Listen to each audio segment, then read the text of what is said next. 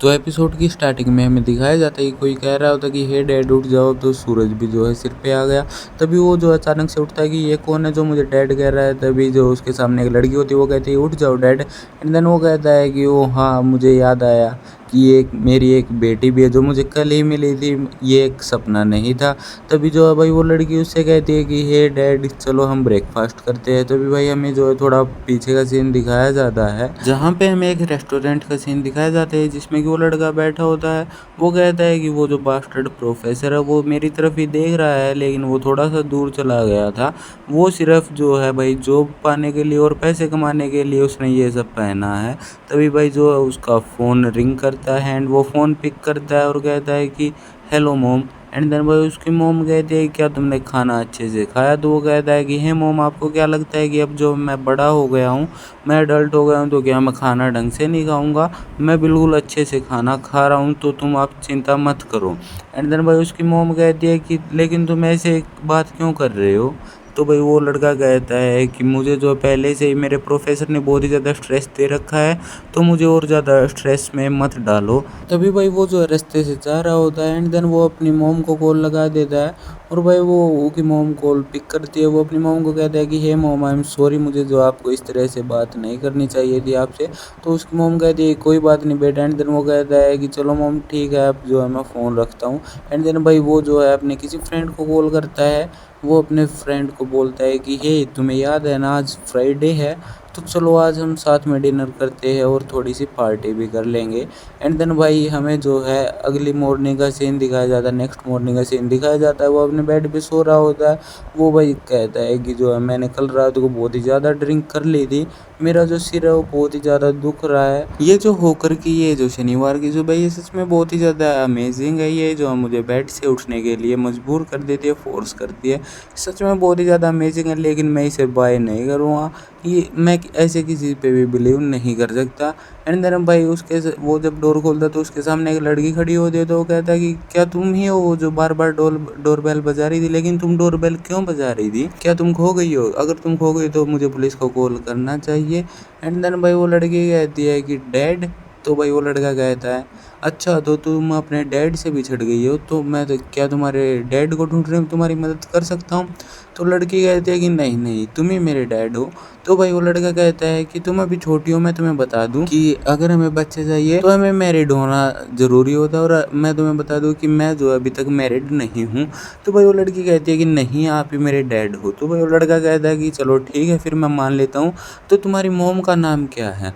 तो भाई वो अपनी मोम का नाम बताती है बायना। और ये नाम सुनने के बाद जो है उस लड़के के होश बिल्कुल से उड़ जाते हैं। वो कहता है क्या ये तो वही लड़की है ना जो जुगोंग के फर्स्ट कॉम्प्लेक्स में रहती है। फिर वो कहता है कि रुको, आज से 7 साल पहले मैं और बायना जो है एक ट्रिप पे गए थे जहाँ पे हम दोनों एक दूसरे के साथ सो गए थे, लेकिन उस रात के बाद जो है वो गायब हो गई थी। और अभी ये लड़की आगे कह रही है कि ये जो है बायना की और मेरी लड़की है। तभी उस लड़की को याद आता है कि मोम ने कहा था कि जब तुम उसके पास पहुंच जाओ तो मुझे कॉल कर देना। तभी वो अपनी मोम को कॉल करती है और कहती है कि और उसकी मोम पूछती है कि हे क्या तुम ठीक ठाक पहुंच गई। तो वो लड़की कहती है कि ऑफ कोर्स मैं आखिरकार मैं आपकी लड़की हूँ, मैं ठीक ठाक पहुंच गई। तो भाई उसकी मोम कहती है कि तुम्हारे डैड का है। तो भाई वो कहती है कि डैड डैड तो मेरे सामने है, अभी रुको अब मैं उसको फ़ोन दे दूँ। तो भाई फिर वो जो उस लड़के को फ़ोन दे दिया। एंड देन भाई लड़का कहता है हेलो। एंड देन भाई सामने से जो है भाई बायाना कहती है कि हे क्या तुम ठीक हो।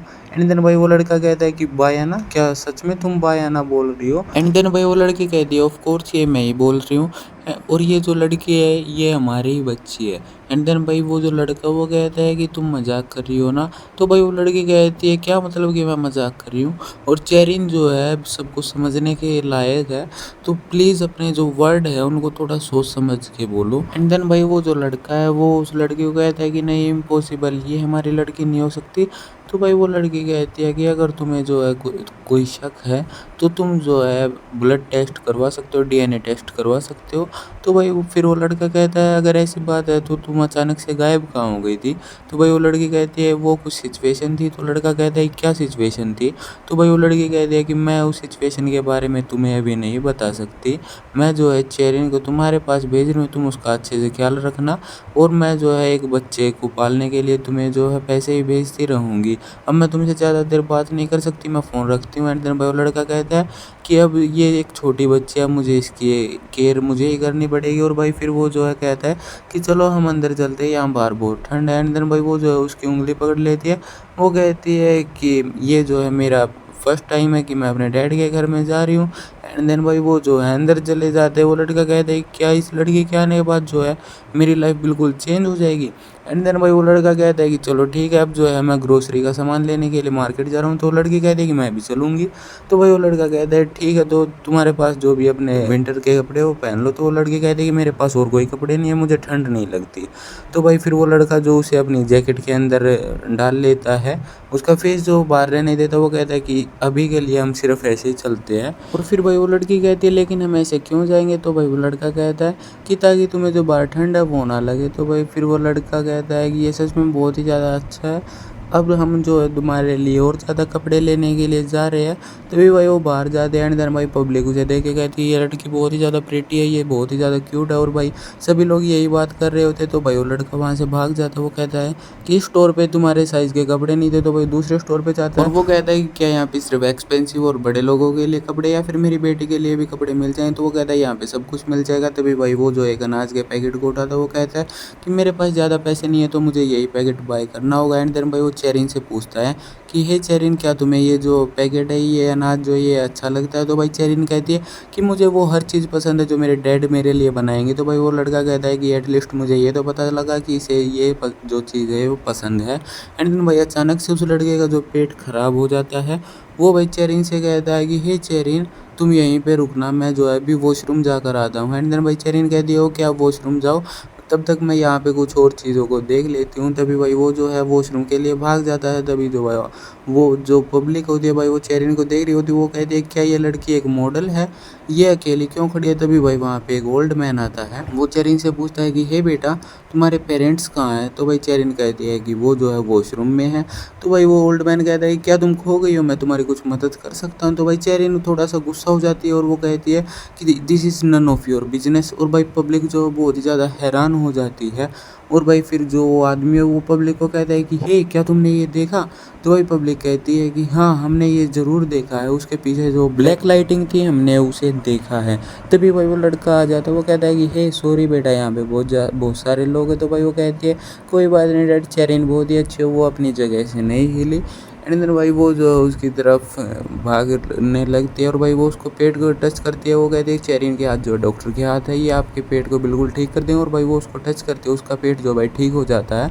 पब्लिक कहती है क्या ये इसका फादर है, ये लड़की बिल्कुल भी इसके जैसी नहीं है, ज़रूर ये इसकी मॉम पे गई होगी, ये बहुत ही ज़्यादा पैसे वाली होगी और ये लड़का तो बिल्कुल ही गरीब दिख रहा है।